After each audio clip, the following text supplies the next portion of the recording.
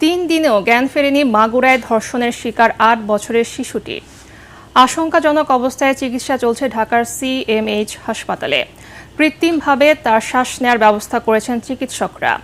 হাসপাতালে গিয়ে শিশুটির খোঁজ খবর নিয়ে সর্বোচ্চ চিকিৎসার নির্দেশ দেন স্বরাষ্ট্র উপদেষ্টা।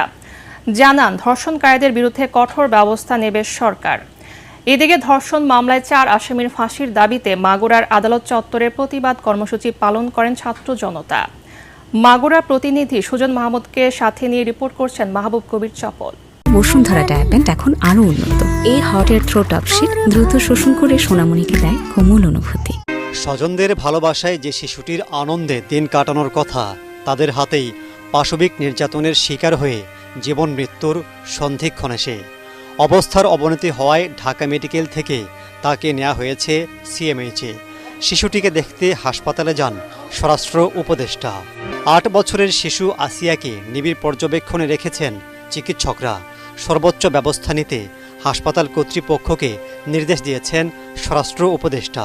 তিনি জানান, ধর্ষকদের বিরুদ্ধে কঠোর ব্যবস্থা নেওয়া হবে। ধর্ষণের অভিযোগে শিশুটির বোনের স্বামী, শ্বশুর, দেবর ও শাশুড়িকে গ্রেফতার করেছে পুলিশ। তারা সবাই এই অপকর্মে জড়িত বলে জানায় পরিবার।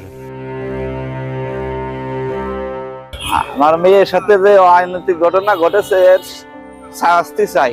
কতটুক বাচ্চা যে কিভাবে এরকম অত্যাচার করেছে হয়তো আপনারা দেখতেছেন, কিন্তু পুরোটা তো দেখেন নাই যে তার কত বিক্ষত যে কতগুলো বেলাডে আঘাত করেছে।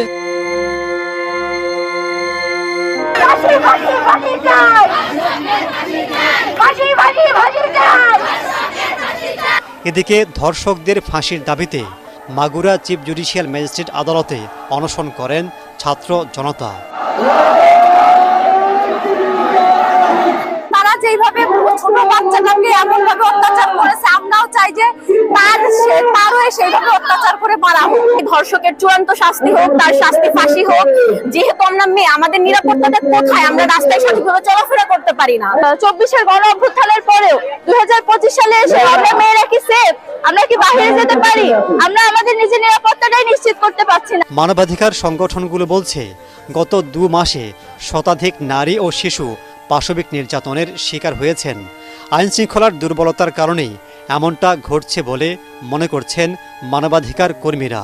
চলতি বছর গত 2 মাসে ধর্ষণের শিকার হয়েছে 108 জন নারী, যাদের মধ্যে 66 জন 18 বছরের কম বয়সী শিশু।